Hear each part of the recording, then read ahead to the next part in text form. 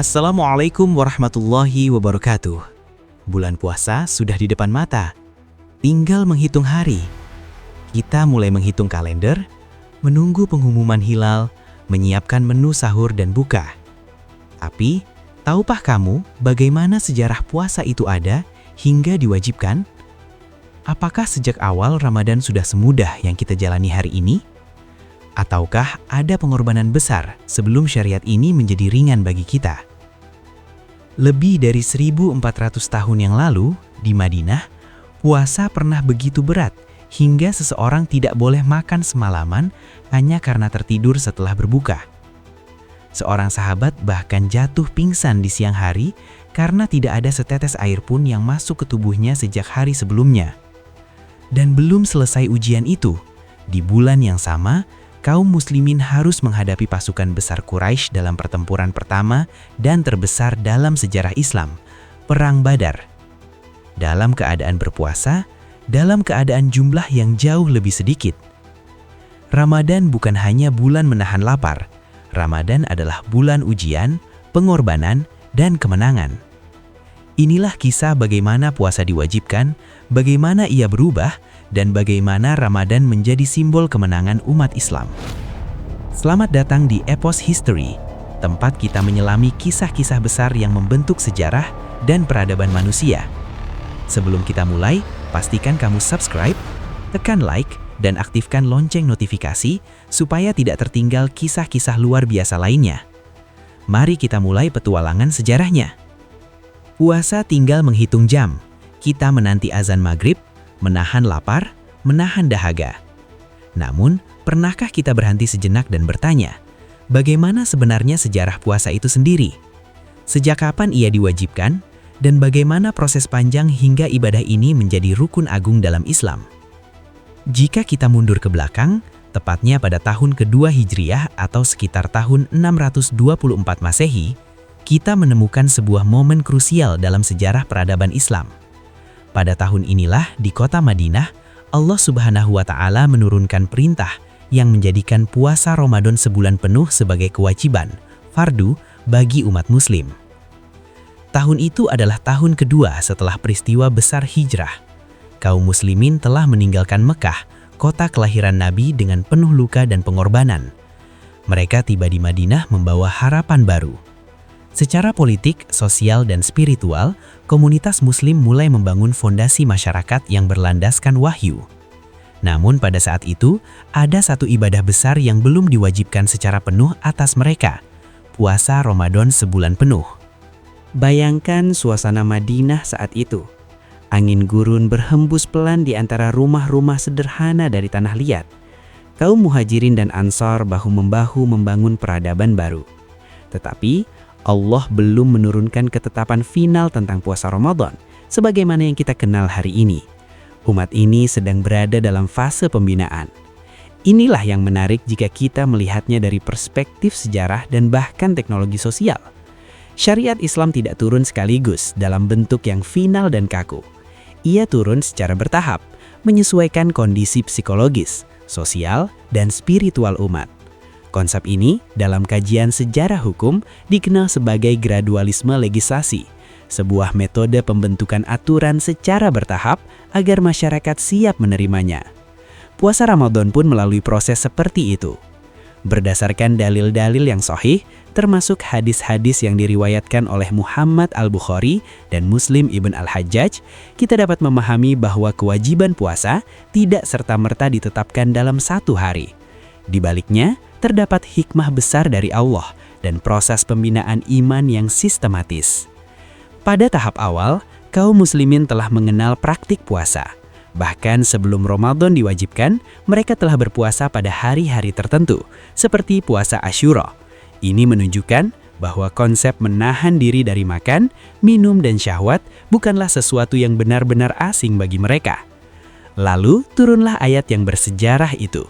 Ayat yang menjadi fondasi kewajiban puasa Ramadan. Dalam surah Al-Baqarah, Allah berfirman bahwa puasa diwajibkan atas orang-orang beriman sebagaimana telah diwajibkan atas orang-orang sebelum mereka agar mereka bertakwa.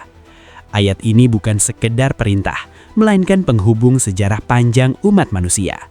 Di sini, kita melihat satu dimensi penting. Puasa bukan hanya ritual umat Nabi Muhammad SAW, melainkan bagian dari tradisi kenabian sejak awal penciptaan manusia. Sejak Nabi Adam alaihissalam, konsep pengendalian diri telah menjadi bagian dari pendidikan ilahi. Setiap nabi dan rasul membawa syariat yang di dalamnya terdapat bentuk puasa, meskipun tata cara, waktu dan jumlah harinya berbeda-beda. Ini menunjukkan bahwa puasa adalah instrumen universal dalam sistem pendidikan ruhani manusia. Jika kita melihatnya dengan kacamata sejarah peradaban, puasa adalah teknologi spiritual. Ia adalah mekanisme yang dirancang untuk menyucikan jiwa, membangun disiplin dan mengendalikan hawa nafsu. Dalam setiap peradaban yang dibimbing wahyu, puasa menjadi sarana penyelarasan antara tubuh dan ruh. Maka ketika Allah mewajibkan puasa Ramadan pada tahun kedua Hijriah, itu bukan sekedar penambahan beban ibadah. Itu adalah fase lanjutan dari pembangunan karakter umat. Setelah membangun fondasi akidah di Mekah dan membentuk struktur sosial di Madinah, kini saatnya membangun kekuatan internal, kekuatan jiwa. Menariknya lagi, kewajiban puasa Ramadan datang di tahun yang sama dengan berbagai peristiwa penting lainnya dalam sejarah Islam. Ini menunjukkan bahwa pembentukan spiritual berjalan seiring dengan pembentukan kekuatan sosial dan politik. Islam tidak memisahkan antara ibadah pribadi dan dinamika peradaban. Kita juga belajar bahwa Allah tidak membebani hambanya secara tiba-tiba. Sebelum Ramadan diwajibkan penuh selama sebulan, terdapat tahapan-tahapan hukum yang memberi ruang adaptasi bagi umat. Ini adalah pola pendidikan ilahi, bertahap, penuh hikmah dan mempertimbangkan kesiapan manusia. Puasa bukan sekadar menahan makan dan minum. Ia adalah warisan para nabi. Ia adalah sistem pembinaan jiwa yang telah diuji oleh waktu. Dari Nabi Adam hingga Nabi Muhammad SAW, puasa selalu hadir sebagai sarana penyucian diri. Dan pada tahun kedua Hijriah di Madinah, bab emas dalam sejarah itu resmi ditetapkan bagi umat Islam. Ramadan menjadi kewajiban. Sebuah kewajiban yang bukan hanya membentuk individu bertakwa, tetapi juga membentuk peradaban yang kuat dari dalam. Maka ketika kita menjalani puasa hari ini, kita tidak sekadar mengikuti tradisi. Kita sedang melanjutkan mata rantai sejarah suci yang dimulai sejak awal penciptaan manusia. Sebuah perjalanan panjang menuju penyucian diri dan kedekatan dengan Sang Pencipta. Meskipun tata cara, waktu dan jumlah hari puasanya berbeda dengan puasa yang kita jalani hari ini, tujuan utamanya tetap satu, meraih takwa, membangun kesadaran mendalam akan kehadiran Allah dalam setiap detik kehidupan. Disinilah kita melihat bahwa puasa bukan sekadar ritual tahunan, melainkan sebuah sistem pendidikan ruhani yang telah diwariskan lintas generasi para nabi. Ketika Rasulullah SAW masih berada di Mekah, beliau pun telah berpuasa.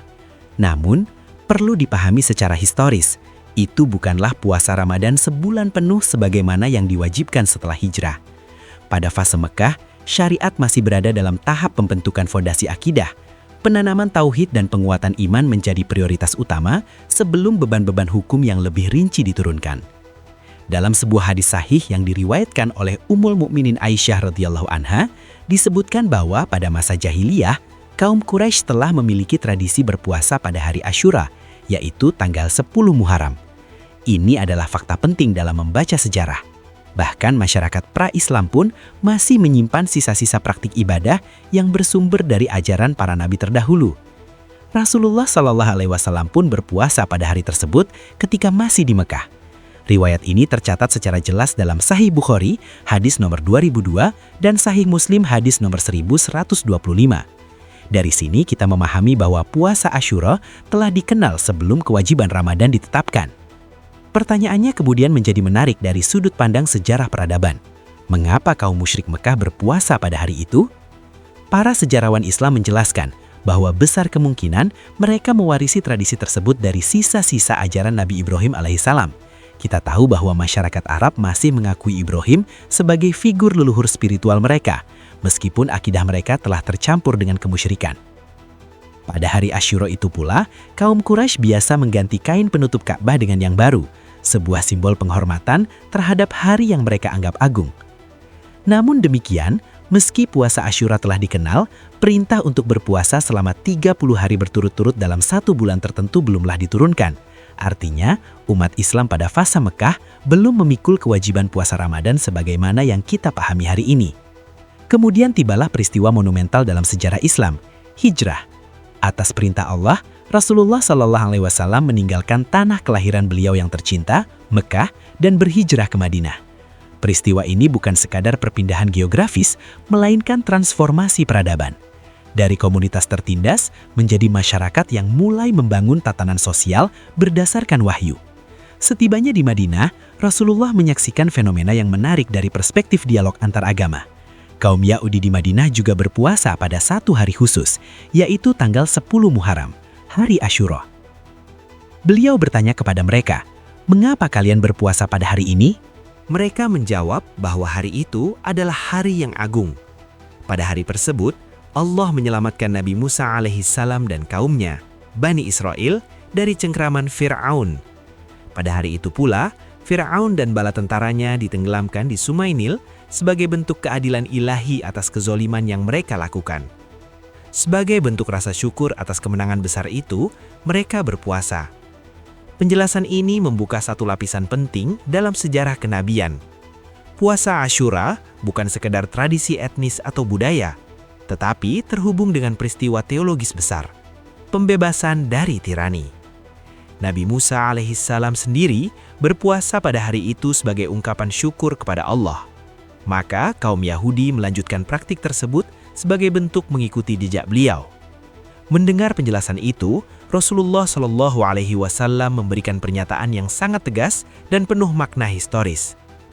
"Aku lebih berhak mengikuti Musa daripada kalian, karena aku adalah penerus para nabi tersebut." Dengan kalimat ini, Rasulullah menegaskan kesinambungan risalah. Islam bukan agama yang terputus dari sejarah sebelumnya. Ia adalah kelanjutan dan penyempurna ajaran para nabi terdahulu. Maka beliau pun berpuasa pada hari Asyura dan memerintahkan para sahabat untuk turut berpuasa. Dari sudut pandang sejarah hukum Islam, fase ini menunjukkan bahwa sebelum Ramadan diwajibkan secara penuh, puasa Asyura sempat menjadi kewajiban bagi kaum muslimin. Namun kemudian, setelah turun perintah puasa Ramadan pada tahun kedua Hijriyah, status puasa Asyura berubah menjadi sunnah. Di sini kita melihat pola yang sangat sistematis dalam pembentukan syariat. Penguatan bertahap, kesinambungan dengan tradisi kenabian sebelumnya, serta penegasan identitas umat Islam sebagai penerus risalah tauhid. Puasa bukanlah konsep baru yang muncul tiba-tiba di Madinah. Ia telah hidup dalam tradisi para nabi, dari Nabi Ibrahim, Nabi Musa, hingga akhirnya disempurnakan dalam syariat Nabi Muhammad SAW.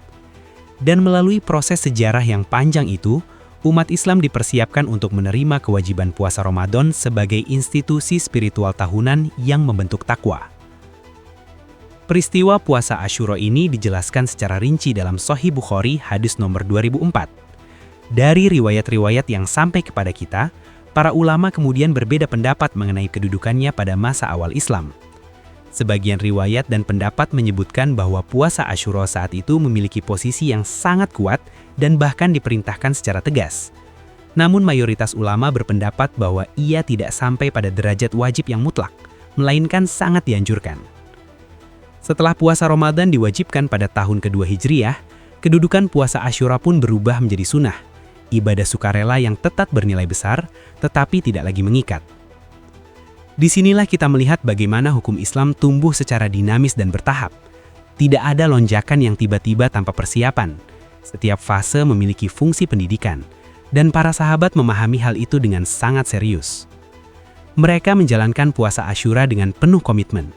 Bahkan dalam beberapa riwayat disebutkan bahwa mereka melatih anak-anak kecil untuk ikut berpuasa.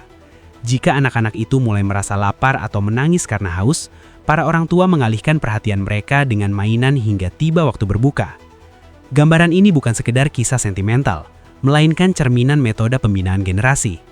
Disiplin spiritual tidak ditanamkan secara instan, tetapi dibangun sejak dini, dengan pendekatan yang bijak dan penuh kasih. Secara sosial, praktik ini perlahan membentuk budaya pengendalian diri di masyarakat Madinah. Puasa menjadi sarana kolektif untuk melatih kesabaran, kesederhanaan, dan solidaritas. Namun pada tahap ini, puasa Ramadan selama sebulan penuh masih belum diwajibkan. Selain puasa Asyura, Para sahabat juga terbiasa berpuasa 3 hari setiap bulan, yang dikenal sebagai puasa Ayyamul Bidh, tanggal 13, 14, dan 15 dalam kalender Hijriah, saat bulan purnama bersinar terang. Ritme 3 hari setiap bulan ini secara fisiologis dan psikologis melatih tubuh untuk terbiasa menahan diri. Dari sudut pandang pembinaan spiritual, ini adalah tahap latihan jangka pendek sebelum memasuki disiplin jangka panjang. Jika kita melihatnya dengan kacamata sejarah pendidikan, Allah Ta'ala sedang membangun kesiapan bertahap dalam diri umat ini, meninggalkan makan dan minum selama sebulan penuh, menahan hawa nafsu, mengendalikan emosi dan menjaga diri dari segala bentuk pelanggaran bukanlah perkara ringan. Itu adalah proyek transformasi diri, dan setiap proyek besar membutuhkan proses persiapan. Melalui puasa Asyura dan Ayyamul Bidh, umat Islam berlatih, tubuh mereka beradaptasi, jiwa mereka mulai terbiasa dengan rasa lapar, pikiran mereka belajar untuk tunduk pada perintah Allah. Ini adalah fase prainstalasi, jika kita meminjam istilah teknologi, sebuah pembaharuan sistem yang dilakukan secara bertahap agar tidak terjadi kejutan spiritual yang terlalu berat. Hari-hari berlalu, bulan-bulan berganti, tahun kedua Hijriah pun tiba. Di dalam hati kaum muslimin tumbuh kerinduan yang mendalam. Mereka melihat bahwa kaum Yahudi memiliki tata cara ibadah yang diajarkan oleh nabi mereka. Kaum Nasrani pun memiliki sistem ibadah tersendiri. Sementara umat Muhammad SAW sedang dibentuk menuju identitas yang khas, identitas yang menyempurnakan risalah sebelumnya.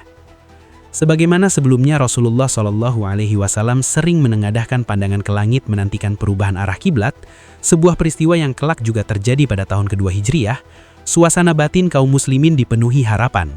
Seakan-akan langit dan angin Madinah sendiri sedang menunggu sebuah ketetapan besar dari sisi Allah. Para sahabat telah siap secara mental. Mereka telah ditempa oleh ujian di Mekkah. Mereka telah berhijrah meninggalkan harta dan keluarga. Mereka telah berlatih puasa dalam berbagai bentuk. Kini, kerinduan mereka adalah satu, menaati perintah Allah sepenuhnya apapun bentuknya, meskipun berat. Dan tepat pada momentum seperti itulah, menjelang akhir bulan Sya'ban, datanglah wahyu agung melalui malaikat Jibril alaihi salam. Wahyu yang bukan sekedar perintah ritual, melainkan perubahan permanen dalam pola hidup umat Islam. Sebuah babak baru dalam disiplin spiritual akan segera dimulai. Saat itu adalah tahun kedua Hijriah, bulannya adalah Sya'ban, dan momen tersebut terjadi tidak lama sebelum genderang Perang Badar mulai ditabuh, pertempuran besar pertama dalam sejarah Islam. Artinya, sebelum menghadapi ujian fisik di medan perang, umat ini terlebih dahulu dipersiapkan dengan ujian spiritual. Sebelum menghadapi pedang dan tombak, mereka diajari mengalahkan diri sendiri. Sebelum memenangkan pertempuran eksternal, mereka ditempa untuk memenangkan pertempuran internal. Suasana spiritual yang berbeda benar-benar terasa di jalan-jalan Madinah saat itu. Komunitas Muslim yang baru tumbuh itu sedang berada dalam fase transformasi besar. Fondasi akidah telah kokoh, struktur sosial mulai terbentuk, dan kini wahyu turun membawa satu ketetapan monumental yang akan mengubah ritme hidup umat ini untuk selamanya. Pada saat itulah, Allah Rabbul Alamin menurunkan ayat-ayat bersejarah dari surah Al-Baqarah dalam Al-Quran, yang secara resmi menetapkan puasa sebagai kewajiban bagi umat Islam.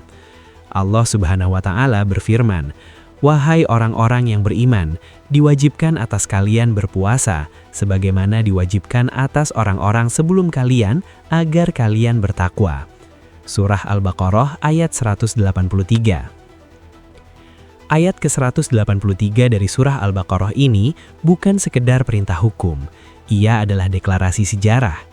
Perhatikan bagaimana Allah membuka ayat tersebut dengan panggilan penuh kemuliaan, "Wahai orang-orang yang beriman," sebuah seruan yang membangun kesadaran identitas sebelum membebankan kewajiban. Yang lebih menarik lagi, Allah tidak langsung membebankan perintah berat secara mendadak tanpa penjelasan. Dengan penuh kasih dan kelembutan, Allah menjelaskan bahwa puasa ini bukanlah aturan baru yang hanya ditetapkan untuk umat Muhammad saja. Ia telah diwajibkan atas umat-umat para nabi dan rasul sebelumnya. Pendekatan ini memiliki dampak psikologis yang sangat besar. Kaum mukminin tidak merasa dipilih untuk menanggung beban yang belum pernah ada sebelumnya.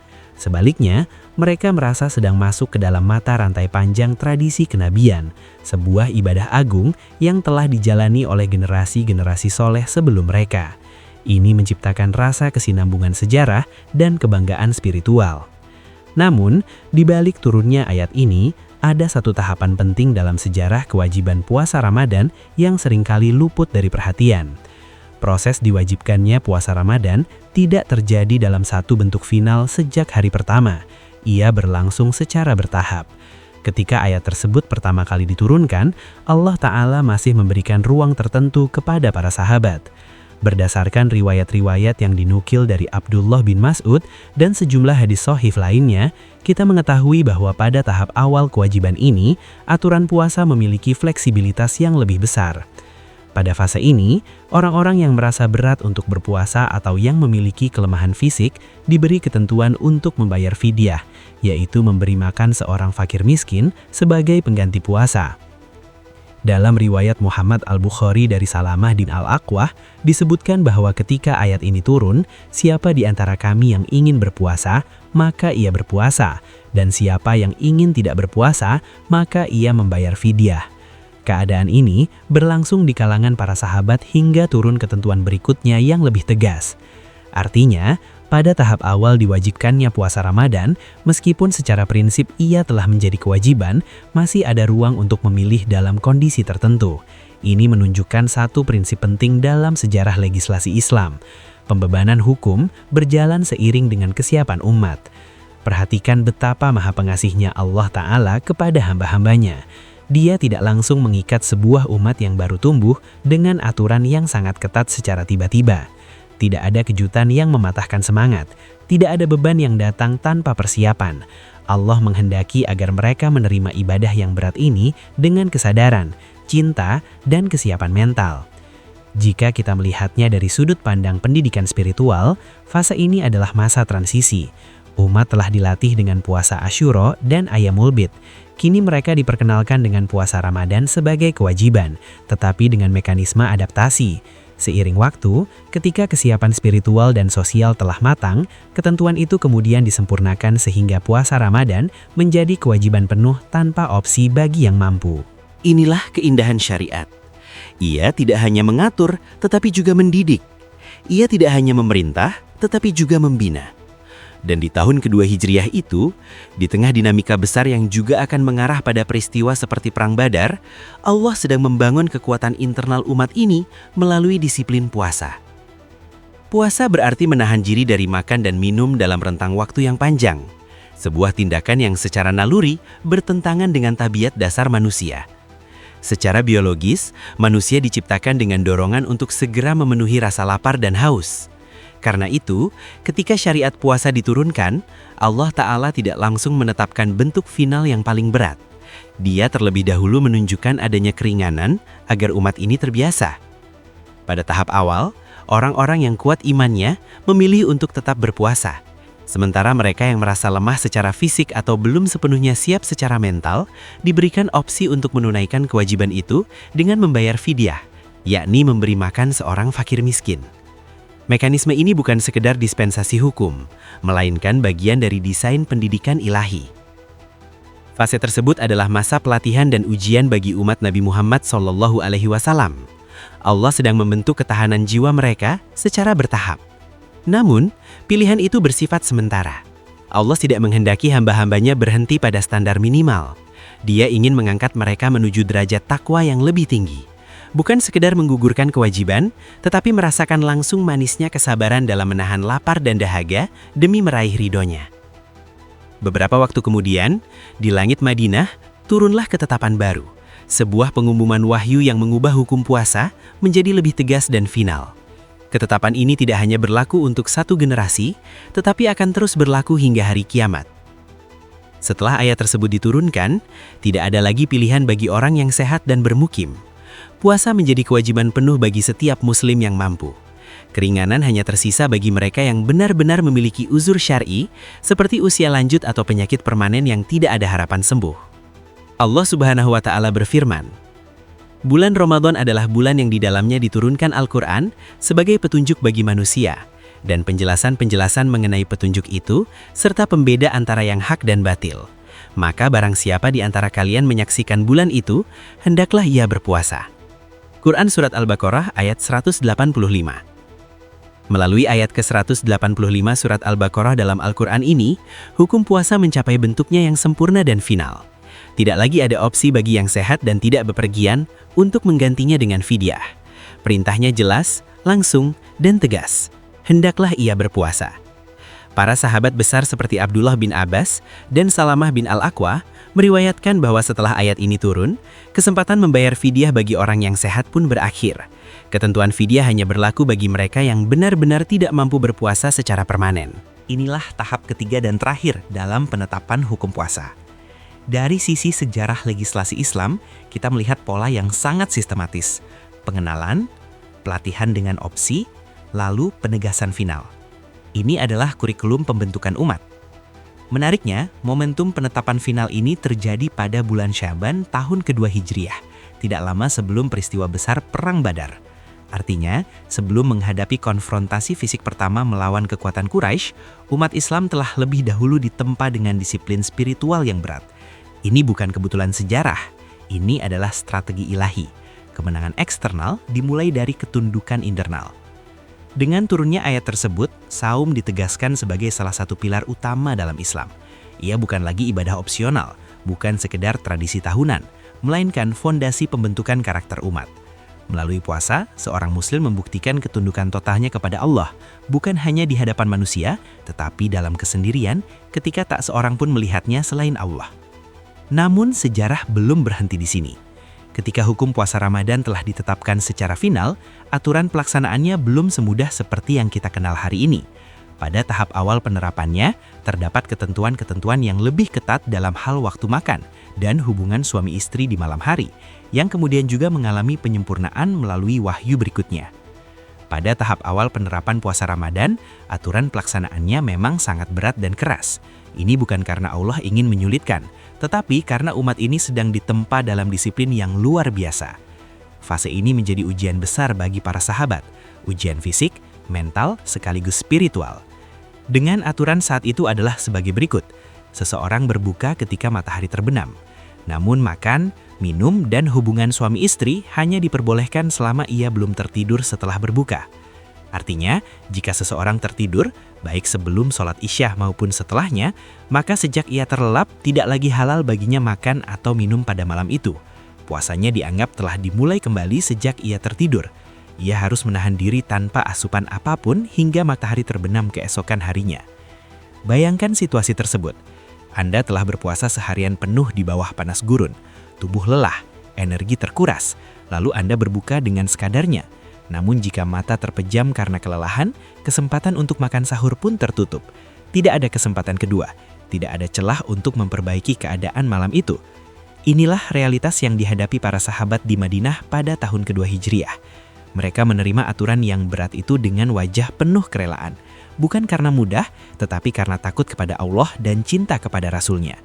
Dalam hati mereka tertanam keyakinan bahwa kesulitan dunia tidak ada artinya dibandingkan dengan keridhaan Allah. Namun manusia tetaplah makhluk yang lemah.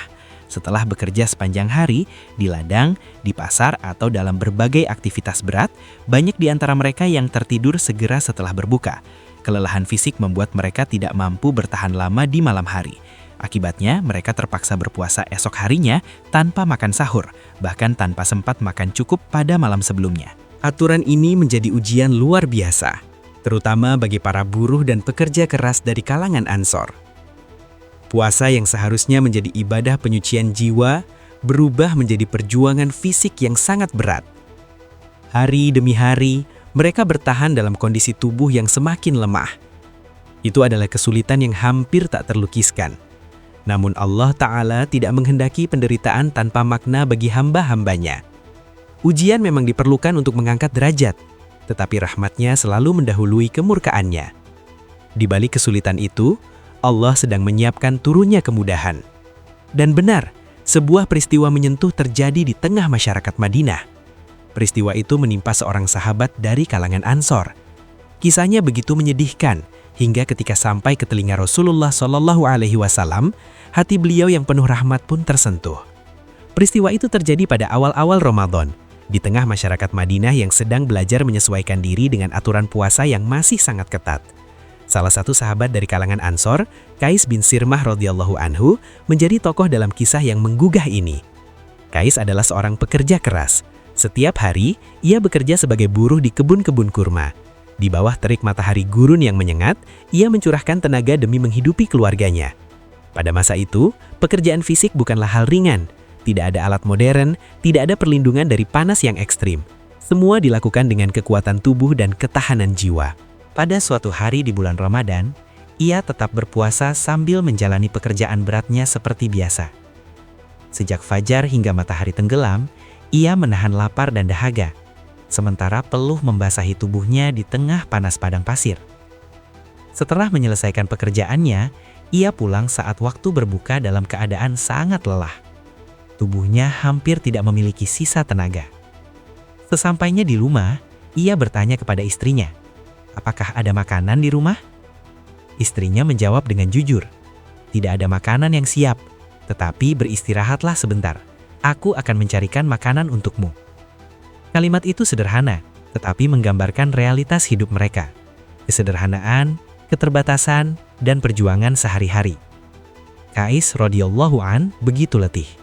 Tidak lama setelah istrinya pergi mencari makanan, ia tertidur pulas. Tidur itu bukan pilihan, melainkan kondisi yang tak terhindarkan setelah kerja keras sepanjang hari dalam keadaan berpuasa. Beberapa saat kemudian, sang istri kembali dengan membawa makanan. Namun yang ia dapati adalah suaminya telah terlelap. Dengan penuh penyesalan, ia berkata, "Ah, engkau telah kehilangan kesempatan." Ucapan itu bukan sekedar keluhan, melainkan kesadaran akan aturan yang berlaku saat itu. Pada fase awal puasa Ramadan, jika seseorang tertidur setelah berbuka, maka makan dan minum menjadi tidak halal baginya untuk sisa malam itu. Artinya, Qais tidak hanya kehilangan kesempatan makan malam, tetapi juga tidak dapat makan sahur. Malam itu berlalu tanpa sebutir makanan dan tanpa setetes air yang masuk ke dalam tubuhnya. Keesokan harinya, ia kembali memulai puasa dalam kondisi yang jauh lebih berat daripada hari sebelumnya. Perutnya kosong total, kerongkongannya kering. Namun matahari gurun kembali menyala di atas kepalanya dan pekerjaan tetap menanti. Bayangkan situasinya. Tubuh yang telah kehilangan energi sejak hari sebelumnya, kini dipaksa bekerja kembali di bawah panas yang menyengat. Ketika siang mencapai puncaknya, tubuh Qais tidak lagi mampu menahan beban. Rasa lapar dan dahaga yang luar biasa menguasai dirinya. Akhirnya, ia kehilangan kesadaran dan jatuh pingsan. Peristiwa ini bukan sekedar insiden pribadi. Ia menggambarkan betapa beratnya aturan puasa pada tahap awal itu. Ketika kabar tentang Qais sampai kepada Rasulullah Shallallahu Alaihi Wasallam, hati beliau yang penuh rahmat sangat tersentuh. Beliau adalah pemimpin yang merasakan penderitaan umatnya. Setiap kesulitan yang menimpa sahabatnya terasa dalam dada beliau. Namun disinilah letak ketaatan beliau yang sempurna. Rasulullah Shallallahu Alaihi Wasallam tidak dapat mengubah satupun perintah Allah berdasarkan perasaan atau empati semata. Meskipun hati beliau sedih melihat penderitaan Qais dan sahabat lainnya, beliau tidak memiliki kewenangan untuk mengubah hukum tanpa wahyu. Beliau menunggu keputusan dari langit, menunggu ketetapan dari Allah Ta'ala. Dan di tengah penantian itulah, rahmat Allah turun. Wahyu berikutnya datang membawa kemudahan, memperbolehkan makan, minum, dan hubungan suami istri sepanjang malam hingga terbit fajar, menghapus aturan sebelumnya yang terlalu berat. Peristiwa Qais bin Sirmah menjadi salah satu sebab turunnya keringanan itu. Dari kisah ini, kita melihat bahwa syariat Islam bukan sistem yang kaku tanpa empati. Ia adalah hukum ilahi yang hidup, turun sesuai kebutuhan, menguji tanpa menghancurkan, dan selalu diiringi rahmat. Di balik penderitaan Qais, Allah mengukuhkan satu prinsip besar. Allah menghendaki kemudahan bagi kalian dan tidak menghendaki kesulitan bagi kalian. Pada saat itulah, Allah menurunkan firman-Nya dalam surah Al-Baqarah ayat 187, ayat yang menjadi tonggak penting dalam sejarah syariat puasa. Dihalalkan bagi kalian pada malam hari puasa bercampur dengan istri-istri kalian, dan makan serta minumlah hingga jelas bagi kalian benang putih dari benang hitam, yaitu fajar. Dengan turunnya ayat ini, aturan yang sebelumnya berat menjadi ringan. Sejak matahari terbenam hingga terbit fajar, kaum muslimin diperbolehkan makan, minum, dan melakukan hal-hal yang dihalalkan sepanjang malam, meskipun sempat tertidur setelah berbuka. Ini adalah bentuk kasih sayang Allah kepada hamba-hambanya. Di Madinah, kabar turunnya ayat ini disambut dengan kegembiraan luar biasa. Dalam riwayat Imam Bukhari, disebutkan bahwa para sahabat belum pernah terlihat sebahagia itu dalam suatu perkara, sebagaimana ketika ayat ini diturunkan. Mereka merasakan langsung bagaimana rahmat Allah turun menggantikan kesulitan dengan kemudahan. Dari ayat inilah pula disyariatkan makan sahur. Sahur menjadi pembeda antara puasa umat ini dan puasa ahlul kitab. Rasulullah Shallallahu Alaihi Wasallam bersabda bahwa perbedaan antara puasa kita dan puasa mereka adalah adanya sahur. Dalam sahur terdapat keberkahan, baik secara ruhani maupun jasmani, karena ia menguatkan tubuh dan menumbuhkan semangat ketaatan. Demikianlah metode tarbiyah ilahi, bertahap, penuh hikmah.